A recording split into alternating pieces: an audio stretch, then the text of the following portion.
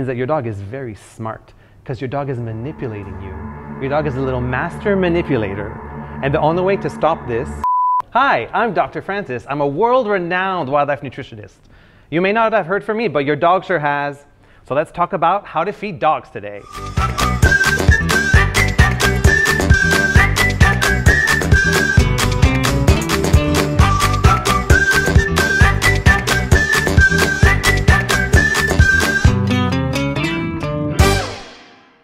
By now you've probably noticed by going to your local pet shop that you have different puppy feeds, you have adult feeds, and then you have some senior feeds. Why do we need to have all these different kinds of foods for the same dog?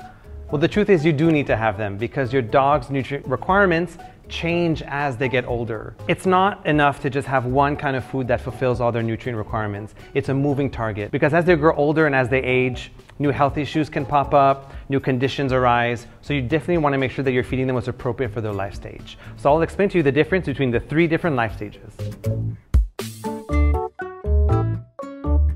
When your dog is first born, it's called a neonate. At this part, you don't want to give them anything because they should be with their mom and they should be getting their mom's milk. There is nothing better than mom's milk at this point in their lives. You don't want to be mixing your own concoction. Even the synthetic pet's milk is not as good as what its mom can give, so you leave them alone. Once the puppy reaches 6 weeks old, then they'll start to be curious about solid food. That's when you can start to introduce puppy food. Whether it's canned, whether it's kibble, or whether it's fresh food made for puppies, these are the ones that are appropriate. What makes them so special is that they're very, very rich. They're higher in energy density, they're higher in minerals, they're higher in vitamins. And this is absolutely essential for your puppy because they're little growing machines. Their metabolism is on overdrive. They are spending 3 times the amount of calories that an adult dog would of the same weight. So they need to have super, super rich food in order to fulfill all of these organs and bones and tissues and hormones that are growing non-stop. You'll notice that your puppy sleeps a lot as well. That's the same reason. They're conserving energy and they're also growing at a rapid, rapid pace. That's also why we don't recommend you give puppy food to your adults because it's a bit too rich for them. After the main growth phase has finished for your dog, then they kind of enter maintenance. So that's why your adult dog food is perfect for the majority of their life. This food has the main balance of the fats, proteins, vitamins, and minerals without having more than they need, because why would you give them more than they need or more than is optimal, right? So you just need to kind of maintain this state. Ideally, you do want to give a food that has a lot of antioxidants and a lot of healthy fats, because that can help to prevent issues down the line. When your dog gets older, that's called senior. For smaller breeds, this could be about 8 years and above. For large dogs, this could be 6 years and above. This is the most misunderstood life stage. A lot of senior commercial feeds will tell you that they need high fiber, they need lower protein, they'll tell you that they need high carbs. Unfortunately, a lot of that is not proven by science and it's not true. Older dogs have a lower digestibility, so they need to have more nutrients so that they're able to absorb what they actually need. It's not that they need less, it's just that they're not as good at digesting it. So continuing with adult food is actually really, really good for your senior dogs, unless there's a fresh senior food that you can feed. Fresh foods usually are higher in fats, higher in proteins. So this would really be beneficial for your older dog to help continue with organ function and just to make sure that they have the protein that they need to support a strong immune system and to make sure that they don't get brain fog and they don't get old too fast. Unfortunately, it's really common for dogs nowadays to have different kinds of health issues. They could develop cancer, they could develop kidney issues, pancreatitis, liver disease. A lot of these different health issues develop slowly over time due to many different factors. Diet is absolutely one of them, but it's not the only factor.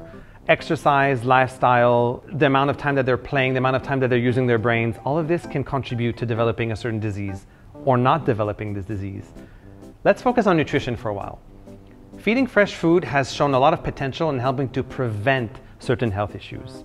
Now, this doesn't necessarily mean to say that whatever food the dog was eating before, like kibble or canned food, is bad. We're not going to say that. Instead, we're saying that fresh food has a lot of these compounds and these whole ingredients and these whole foods that commercial foods just simply don't have because they're processed. So because this fresh food has all of these different carotenoids, flavonoids, antioxidants, these different beta-glucans, all these big words that I'm throwing at you that are just not found in any other kind of food besides fresh feed that are so useful in preventing health issues. The key here is prevention. That's why you seriously want to consider giving fresh food to your dog as soon as you can, because it may be a little bit more expensive than whatever food you're currently giving, but if you think about how much money you'll spend in your dog's lifetime at your veterinarians, this becomes so much cheaper if instead you switch over to fresh food and you have to go to your vet so much less often.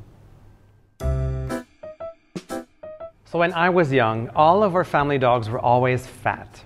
And I never understood why. We bought the dog food, we fed the dog food that was written on the label.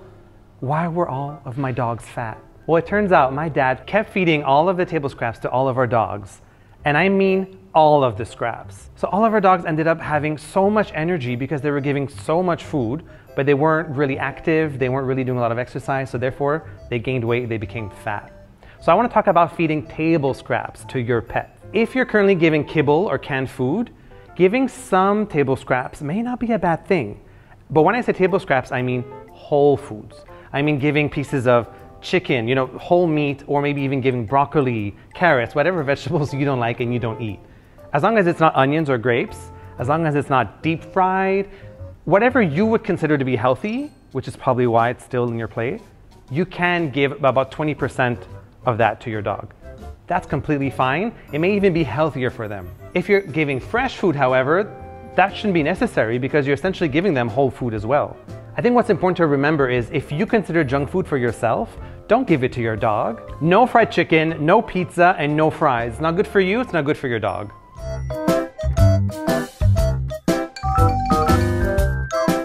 Things that other pet food companies don't want you to know is the kind of ingredients that they use. Every country has this definition of having human-grade ingredients or pet or animal-grade feed.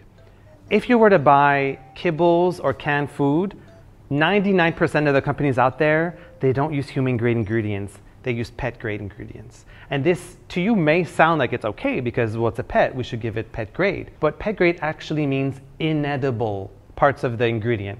So you would have things that humans would never eat, that would never be allowed in the human food chain.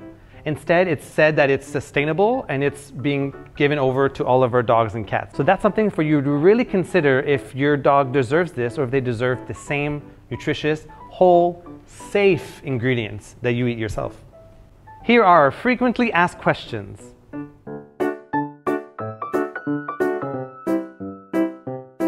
If your dog is not eating its gently cooked food, or any food for that matter, after 30 minutes, yes, you should throw it away. Absolutely dispose of it. Not necessarily because the food would go bad after 30 minutes, but you need to teach your dog good manners. If your dog is picky, if your dog doesn't want to eat all its food, I'm sorry, but it's probably your fault. So you need to deal with that. You need to teach your dog good manners. And the way to do this is you set up feeding windows. So usually these would be breakfast and dinner. Some would feed 3 meals, some people only feed 1 meal. That's fine. As long as every feeding meal has a set number of time. Usually it's 30 minutes. Whatever your dog does not finish during this 30 minutes, in the garbage, disposed of no matter what it is. Your dog may be confused the first few times that you do that, but he or she will learn that they need to eat whatever's in that dish for 30 minutes. If not, they need to wait to the next meal. This is called tough love. Don't worry, your dog is not going to starve because they missed 1 meal. Don't worry, your dog is not going to hate you, is not going to be mad at you. In fact, when you do feed it and they eat all their food, they will love you so much more. I know this sounds harsh, but trust me, this is the best thing for you and your dog's relationship and their waistline as well.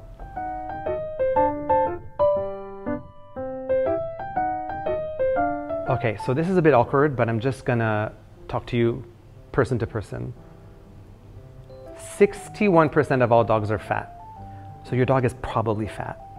And I know you don't want to hear it because your dog is so cute and I'm sure he's so cute, but maybe he's fat. And that is something you really need to just come to terms with, because fat dogs are super cute, yes, but it's recently been proven that they have a significantly shorter lifespan.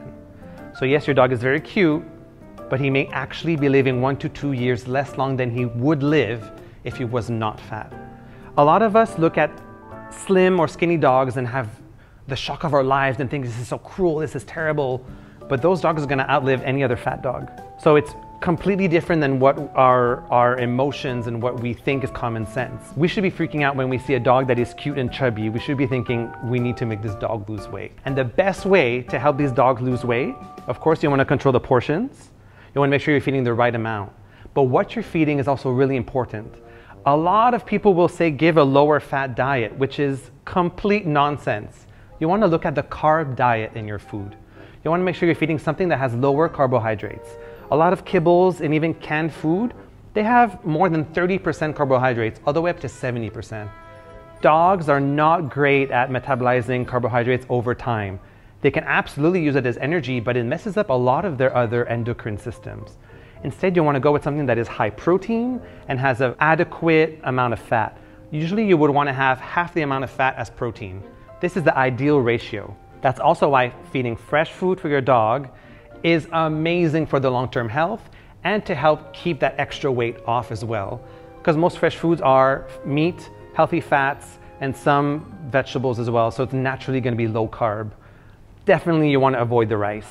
If you have any more questions about how to feed your dog, your cat, your parrot, or your hamster, or whoever else you want to feed that is not human, please comment below. Follow us on all of our socials, at PetCubes, on Facebook, on Instagram, and just ask us your questions, and I'll be so thrilled to hear from you and to help you feed your pets better. Bye-bye.